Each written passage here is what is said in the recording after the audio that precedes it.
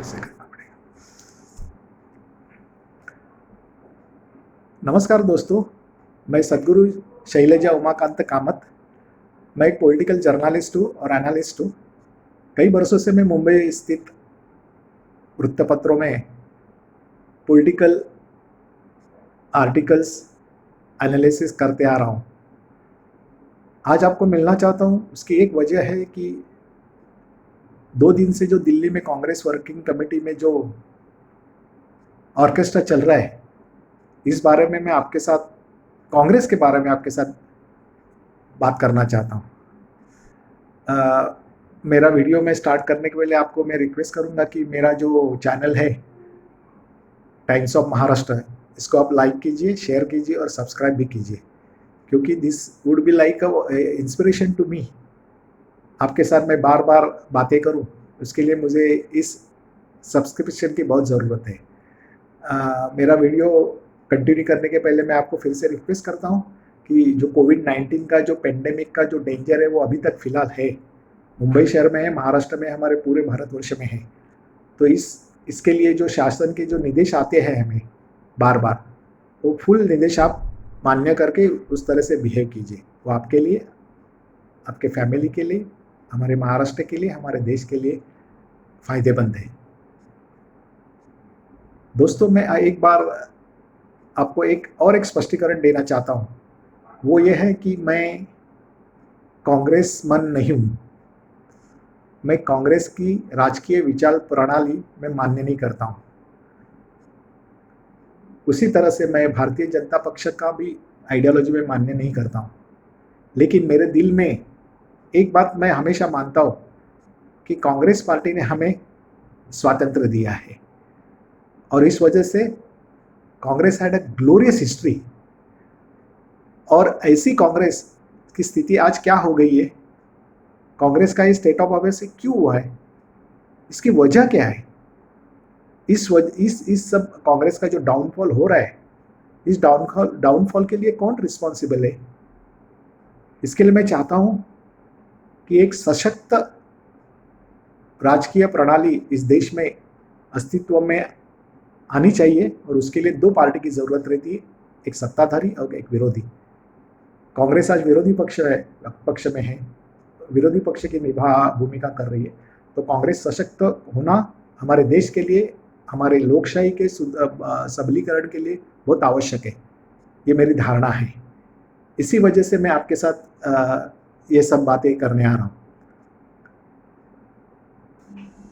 दोस्तों, अगर हम कांग्रेस पार्टी की विचारधारा का एनालिसिस, स्टेट ऑफ अफेयर्स का एनालिसिस करना चाहते हैं, तो हमें स्वातंत्र पूर्व जो पीरियड था, उस पीरियड में कांग्रेस कैसी थी, और स्वतंत्र प्राप्ति के बाद जो पीरियड हम लोग देख रहे हैं उसमें कांग्रेस कैसी थी, इसका विवेचन विश्लेषण करना आवश्यक है। दोस्तों, ऐसे है कि during freedom struggle Congress was not a political party. जो फ्रीडम स्ट्रगल हमारा चल रहा था, उस दरमियान कांग्रेस कोई राजनीतिक पक्ष नहीं था। वो एक स्वातंत्र प्राप्ति के लिए चल रही एक बड़ी मूवमेंट थी, और उस मूवमेंट में different types of characters, human beings, अलग सोच के जवान थे, और डिफरेंट आइडियोलॉजी, विभिन्न विचारधाराओं के लोग कांग्रेस में थे, क्योंकि कांग्रेस इंडिपेंडेंस लाने के लिए प्रयत्न कर रही थी।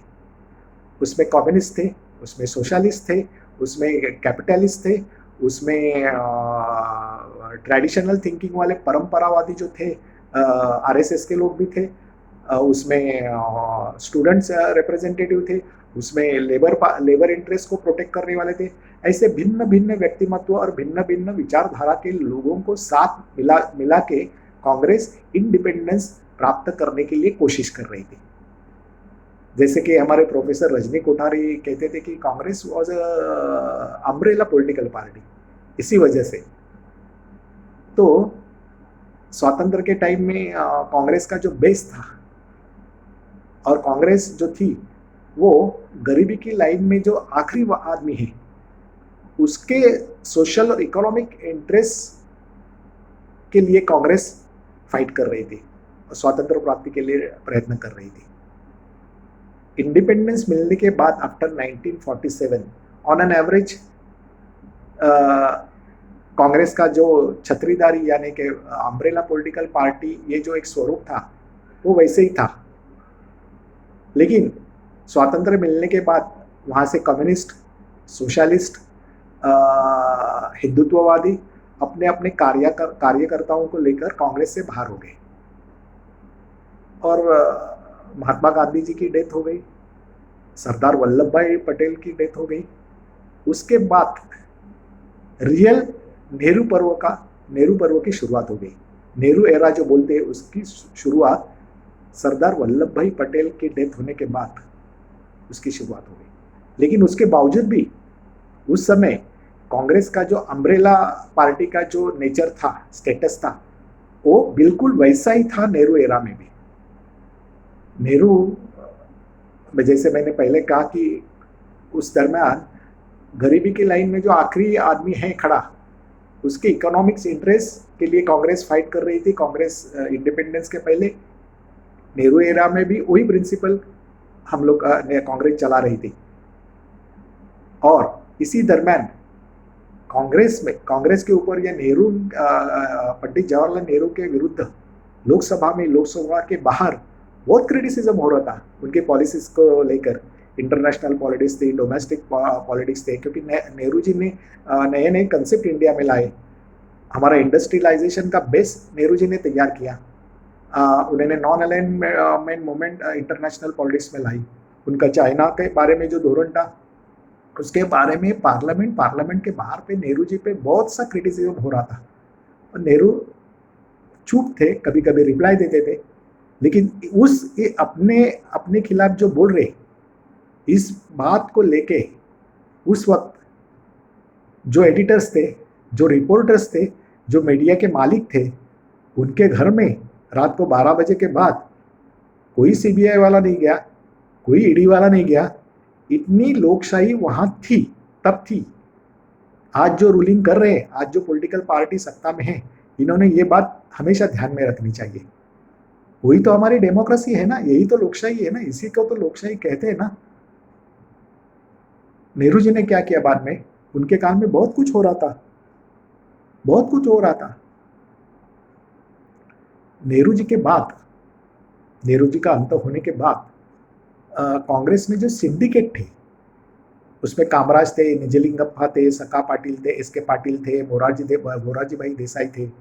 इन्होंने गूंगी गुड़िया बोल के जो इंदिरा गांधी जी का जो इमेज था, उसे उनको प्राइम मिनिस्टर बना दिया। और वही उनकी बड़ी गलती हो गई, राजनीतिक गलती हो गई, क्योंकि Indira Gandhi was train by Pandit Jawaharlal Nehru himself. उनकी तालीम में इंदिरा गांधी बहुत तैयार हो चुकी थी। उनको इंटरनेशनल पॉलिटिकल, जो पॉलिटिक्स है, इंटरनेशनल पॉलिटिक्स, उसकी बहुत बड़ी समझदारी थी। उनको डोमेस्टिक पॉलिटिक्स क्या चल रहा है इंडिया में, कास्ट फैक्टर्स क्या है, इस बारे में पूरी मालूमात थी। और उन्होंने प्राइम मिनिस्टर बनने के बाद देखते देखते ये जो सिंडिकेट वालों को खत्म कर दिया, उखाड़ दिया।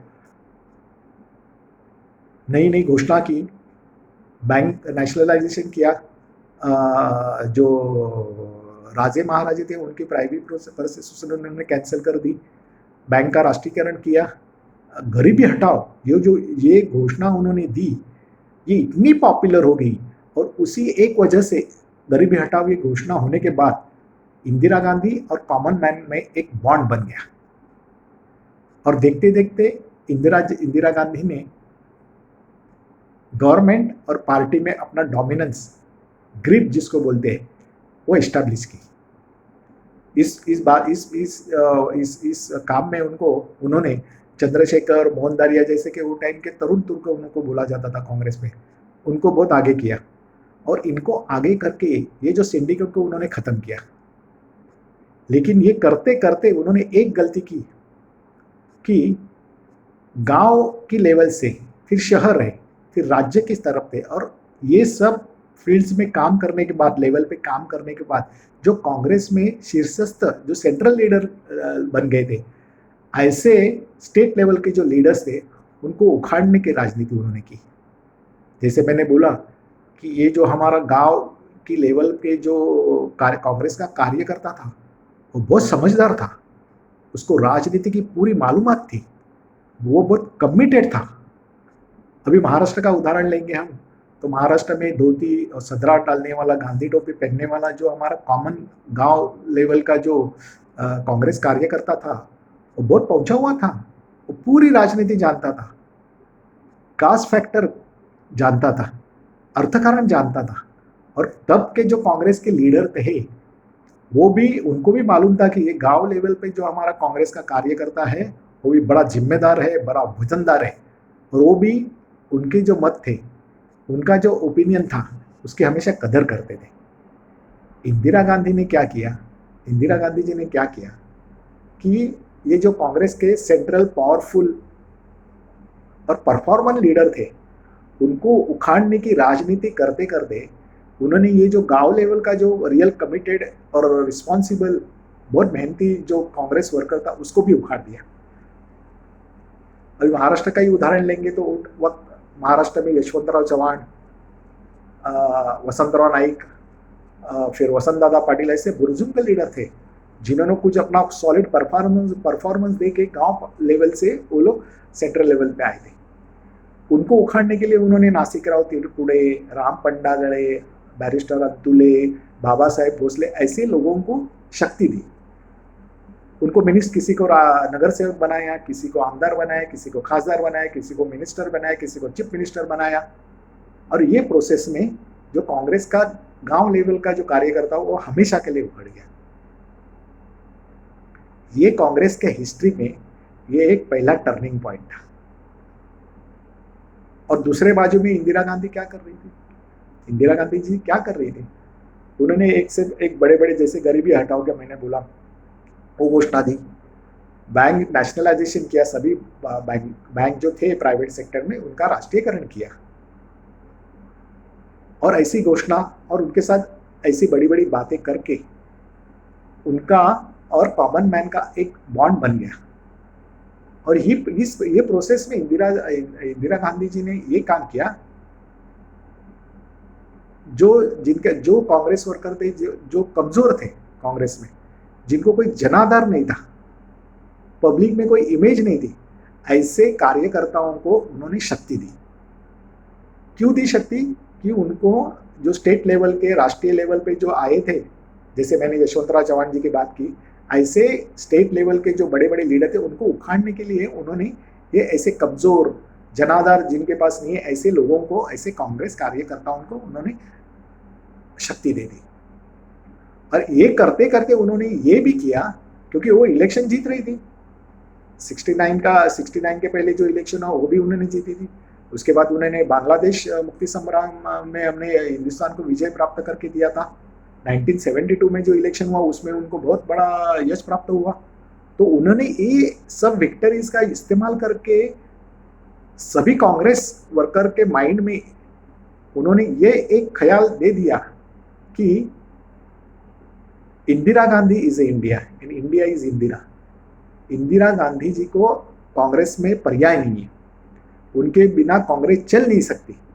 और दूसरे साइड में जो कमकुवत लीडर थे, जो कमजोर लीडर थे, जिनमें कोई टैलेंट नहीं था, जिनको जनादर नहीं था, ऐसे कार्यकर्ताओं को उन्होंने शक्ति देकर किसी को मिनिस्टर, जैसे मैंने बोला, मिनिस्टर बनाया, मुख्यमंत्री बनाया, सेंट्रल में मिनिस्टर बनाया, खासदार बनाया।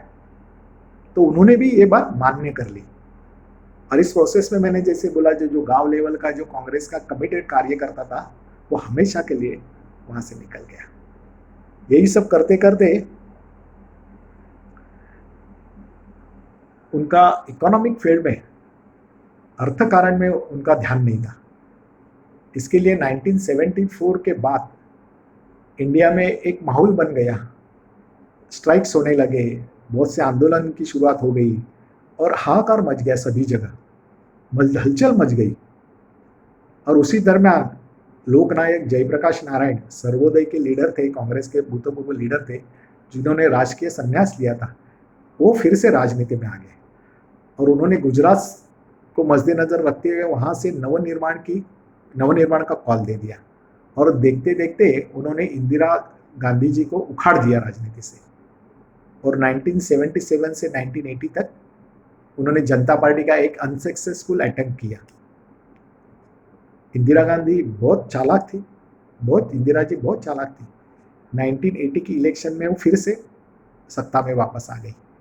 ये इनका सेकंड पर्व था, 1984 टू 1980 टू 1984। इस दरमियान उनके सेकंड इनिंग्स में इंदिरा जी के दिल में और माइंड में एक बात तो पूरी बैठ गई थी कि हिंदुस्तान पे राज्य करना ये गांधी नेहरू फैमिली का बर्थ राइट है। ये तो विकृत विचार था, विकृत आइडियोलॉजी थी, लेकिन उनके दिल में ये बात बैठ गई थी। और उन्होंने क्या किया, इसी बात को उनको विरोध करने के लिए कोई नहीं था। ये जब विकृत विचार सरणी उनके दिल में आई, ख्यालों में आ गई और वो जो इम्प्लीमेंट करने लगी, तो कांग्रेस में उनको विरोध करने के लिए कोई नहीं था, क्योंकि जो उन्होंने आर्मी तैयार की थी वो सब कमजोरों की थी, जिनको कोई जनाधार नहीं है। ताकि उन्होंने पार्टी भी जो फॉर्म की थी कांग्रेस में 1969 के बाद, उनको जब बरतरफ किया गया कांग्रेस से, तो उन्होंने जो पार्टी की शुरुआत की वो उसका नाम भी था इंदिरा कांग्रेस।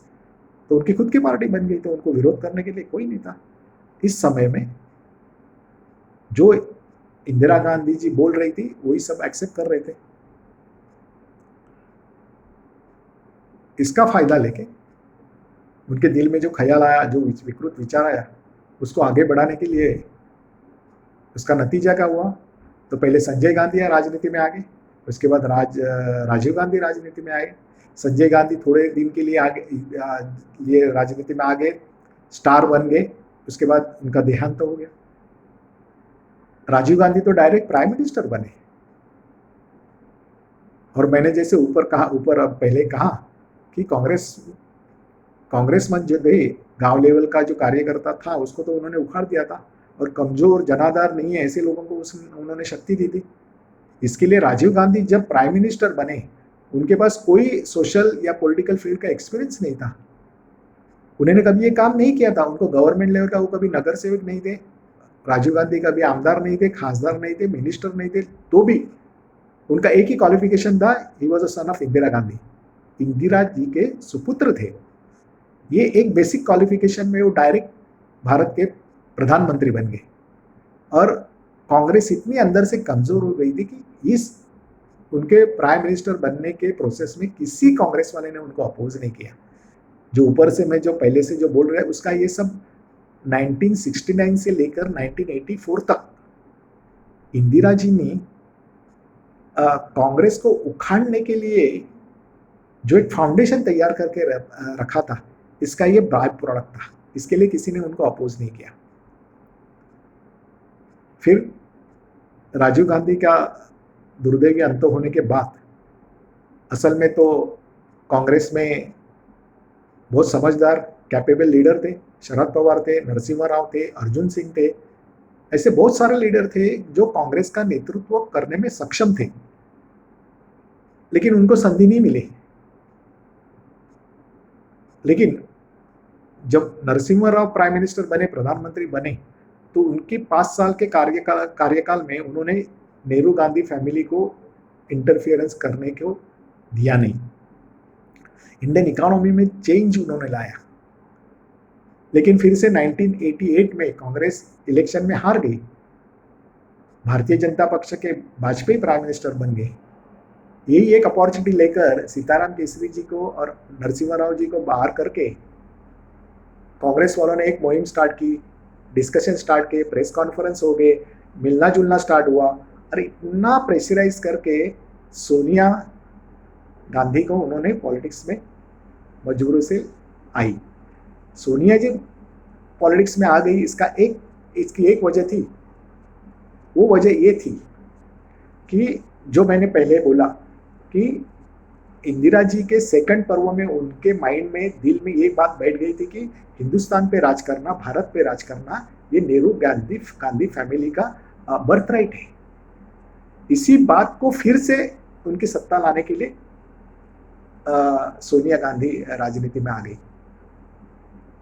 आपको एक बात कहता हूँ, उस दरम्यान मेरे कुछ जर्नलिस्ट फ्रेंड जो दिल्ली में थे 1980 में, और कुछ मेरे राजनीतिक लीडर के साथ दोस्ती थी दिल्ली में, तो उन्होंने मुझे बताया कि इंदिरा जी के सेकंड टर्म में उन्होंने वो हमेशा दिन में जो इवनिंग का खाना था वो सब अपने परिवार के लोगों के साथ लेती थी इंदिरा जी। और इसी दरमियान डिनर डिप्लोमेसी में उन्होंने मनेका गांधी, संजय गांधी, सोनिया गांधी, राहुल गांधी, इनके दिल और दिमाग में ये बात डाल दी कि भारत पे राज्य करना ये नेहरू गांधी फैमिली का बर्थ राइट है। और यही राइट फिर से एस्टेब्लिश करने के लिए 1998 में सोनिया गांधी राजनीति में सक्रिय हो गई।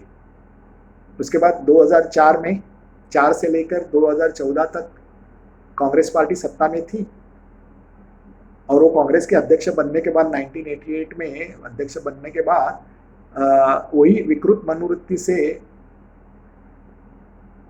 नेहरू गांधी परिवार की सत्ता फिर से लाने के लिए, वो तो प्राइम मिनिस्टर बनने के लिए भी सोनिया जी तैयार थी। फिर 2004 में उन्होंने ऐसा सब ऑर्केस्ट्रा हो गया कि बहुत मैंने बड़ा सैक्रिफाइस किया है और उन्होंने मनमोहन सिंह जी को प्राइम मिनिस्टर बनाया। लेकिन मनमोहन सिंह जी के 10 वर्ष के कार्यकाल में सोनिया गांधी और राहुल गांधी ने उन्होंने उनको कभी फ्री हैंड नहीं दिया, उनको काम करने को भी दिया नहीं। हमेशा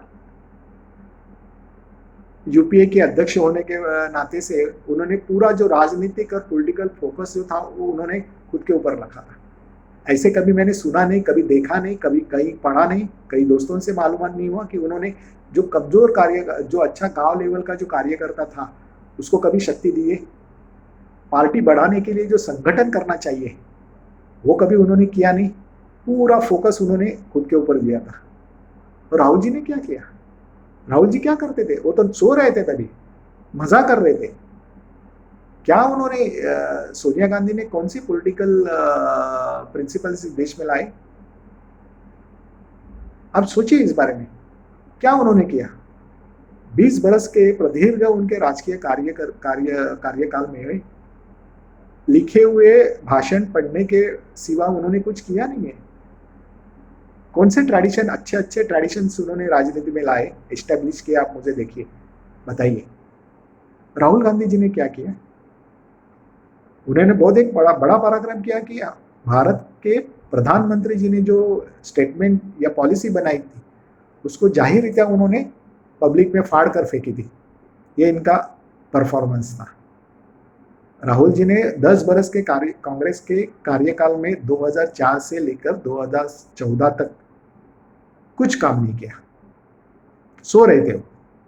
और अभी 2014 के बाद वो एक्टिव हो गए तो वो जो बात कर रहे हैं, जिस तरह से प्रेस कॉन्फ्रेंस में बात कर रहे हैं, जिस ट्यून में जा रहे हैं, जिस तरह उनका जो स्टाइल ऑफ फंक्शनिंग है, उनकी जो बॉडी लैंग्वेज है, इसको मद्देनजर रखते हुए हमारे दिल में एक ही ख्याल आता है कि Rahul Gandhi is not matured, परिपक्व नेता नहीं है। उनको भारतीय राजकारण, अर्थकारण, सामाजिक कारण, इनके बारे में कुछ मालूमात नहीं है। ऐसी स्थिति में कांग्रेस में जो उनका पॉलिटिकल जो था ये अम्ब्रेला पार्टी का नेचर था, जहां वो गांव लेवल का कार्यकर्ता बहुत ताकतवर था, जो उन्होंने इंदिरा गांधी जी ने उनको नष्ट किया था, उखाड़ दिया था, वो फिर से नहीं आए ना। पार्टी वीक बन गई। पार्टी का जो बेस था, फंडामेंटल्स जो स्टेट में सब बेस था, वो डिस्ट्रॉय हो गया, नष्ट हो गया। इस पार्टी में कर्तृत्व को कोई जगह नहीं। इंडिविजुअल परफॉर्मेंस, मेरिटोरियस परफॉर्मेंस जिसको बोलते हैं, उसको रिस्पेक्ट नहीं दिया जाता है।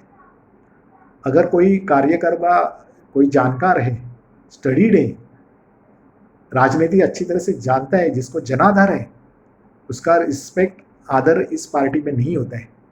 और कोई भी पॉलिटिकल राजकीय पक्ष की स्थिति जब ऐसी होती है, तब वो पार्टी, वो राजनीतिक दल कभी भी मास बेस राजकीय पक्ष नहीं बन सकता है। यही वजह है कांग्रेस की। कांग्रेस का जो पॉलिटिकल बेस था वो कभी उनका गया है, अभी नहीं है। वो हर राज्य में आज कांग्रेस की जगह वहां की रीजनल पार्टी में ले लिए।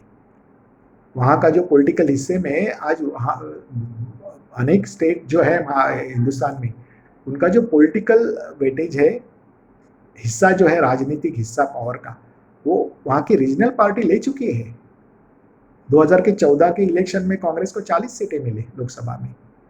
2019 की लोकसभा की इलेक्शन में कांग्रेस को 60 या 62 सीट मिली।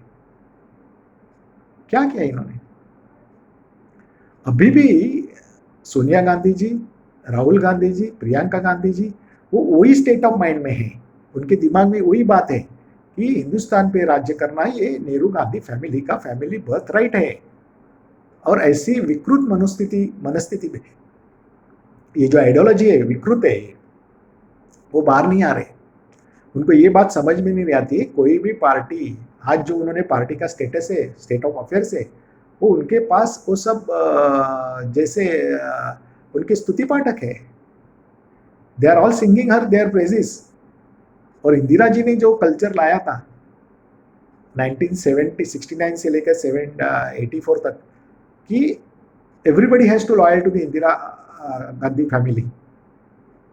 आप मुझे अपनी लॉयल्टी दिखाइए और राजकीय पद ले लीजिए, लॉयल्टी दिखाइए और खासदार एमपी बन जाइए, लॉयल्टी दिखाइए आमदार बनिए, लॉयल्टी दिखाए मिनिस्टर बनिए, सीएम बनिए। इससे पार्टी का स्वरूप जो एक फाइटर पार्टी थी उसका स्वरूप आज स्तुति पाठक हो गए सब। They are all singing their praises. कोई परफॉर्मर नहीं है आज 1975 से लेकर आज तक कांग्रेस में अभी कोई परफॉर्मर नहीं है। जो परफॉर्म कर रहा है उसको उखाड़ दिया जाता है, लेकिन जो गांधी नेहरू फैमिली के प्रेजेस का गाना स्टार्ट करते हैं उसको पद दिए जाते हैं। ऐसी पार्टी रूलिंग पार्टी नहीं बन सकती है। ये सीधी सादी बात आज राहुल गांधी, प्रियंका गांधी और सोनिया जी के दिल में या उनके माइंड में नहीं बैठ रही है। वो अभी भी, और बेचारे राहुल और प्रियंका तो इस विकृत आइडियोलॉजी के नाहक ये हो रहे, स्केपगोट बन रहे। अगर उनके दिल में कांग्रेस के लिए कोई प्यार है तो मुझे लगता है कि आने वाले 10-15 बरसों तक सोनिया गांधी, राहुल गांधी और प्रियंका गांधी ने कांग्रेस से अलिप्त रहना चाहिए, ताकि कांग्रेस का जो ओरिजिनल फाइटिंग स्पिरिट था, उनको आदत हो गई है, आलसी हो गए सब कांग्रेस वर्कर। क्योंकि विदाउट मेहनत कांग्रेस से इंदिरा गांधी जी तो इलेक्शन जीत रही थी, अभी हार रहे ये लोग। और खाली उनके प्रेजेस गा के, उनके गाना गा के ये लोग को सब पॉलिटिकल पावर मिल रही थी ना। तो मेहनत करने की आदत इनकी खो गई है अभी।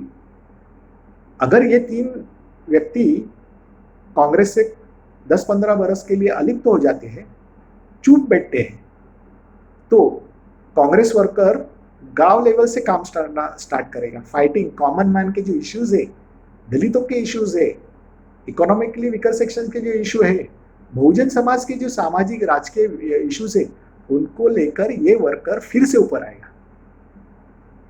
गांव से लेकर शहर से लेकर राज्य से लेकर सेंट्रल गवर्नमेंट तक कांग्रेस पार्टी नेचुरली आगे बढ़ती उभरती आएगी। और क्या ये होगा आने वाले समय में, जैसे अभी हमारे नरेंद्र मोदी जी आ गए, वैसे एक आधा वर्कर, एक आधा टीचर या और कोई सामान्य आदमी भी कांग्रेस का नेतृत्व करते करते गांव लेवल से सेंट्रल लीडरशिप करने के लिए ऊपर आवे। लेकिन ये बात सोनिया जी, राहुल और प्रियंका होने नहीं देने वाले। यही कांग्रेस वर्किंग कमेटी जो नाटक चल रहा है ना, ऑर्केस्ट्रा, सब ऑर्केस्ट्रा है। 23 leading political leaders of Congress party, they wrote to Sonia ji inviting her attention to the state of affairs of the Congress party. Congress में जो चल रहा है उसके बारे में 23 बड़े लीडर ने लिखा। तो उसके बारे में कुछ कॉजिटेशन, डिस्कशन, चर्चा होने के बावजूद अभी इमीडिएटली वो उनका स्टेटमेंट लेटर आने के बाद प्रेस कॉन्फ्रेंस होने लगे, मोर्चे निकालने लगे, उनको क्रिटिसाइज करना स्टार्ट हो गया। ये सब ऑर्केस्ट्रा सोनिया जी और ये तीनों ही कर रहे हैं ना। तो कांग्रेस आगे जाने के सवाल ही नहीं आते हैं। अगर उनको ये, मैं कहता हूं कि ये 23 लीडर का तो अभिनंदन करना चाहिए, देर से सही, लेकिन उनको तो समझ गया कि अगर कांग्रेस को फिर से सत्ताधारी बनाना है, आगे लाना है, असल में उनको अगर नेशनल पॉलिटिकल पार्टी कांग्रेस को बनाना है तो कांग्रेस को फुल टाइम लीडर चाहिए, फुल टाइम प्रेसिडेंट चाहिए, कांग्रेस वर्किंग कमेटी की इलेक्शन होनी चाहिए, कांग्रेस का जो गांव लेवल का जो कार्यकर्ता है उसको शक्ति देनी चाहिए। ये बातें करने के लिए जब तक सोनिया जी, राहुल जी और प्रियंका जी कांग्रेस के साथ एफिलेटेड है, जब तक ये तीनों कांग्रेस का नेतृत्व कर रहे हैं, तब तक आने वाले समय में कांग्रेस के लिए कोई राजनीतिक भविष्य नहीं है। This is a writing on the wall, take it from me. उनको भविष्य ही नहीं है। कांग्रेस का जनाधार कभी कांग्रेस उसका जनाधार कभी खो बैठी है, इनके ध्यान में नहीं आ रहा है ये बात। आने वाले समय में अगर इन तीनों ने थोड़े समय के लिए 5-10 बरस के लिए अगर कांग्रेस से ये तीनों अलिप्त हो जाते हैं तो आने वाली कांग्रेस की जो पीढ़ी है वो हमेशा गांधी नेहरू फैमिली से ग्रेटफुल रहेगी, ताकि उनके अलिप्त होने से ही कांग्रेस फिर से आगे आने वाली है। नहीं तो कांग्रेस के लिए फ्यूचर इज वेरी डार्क।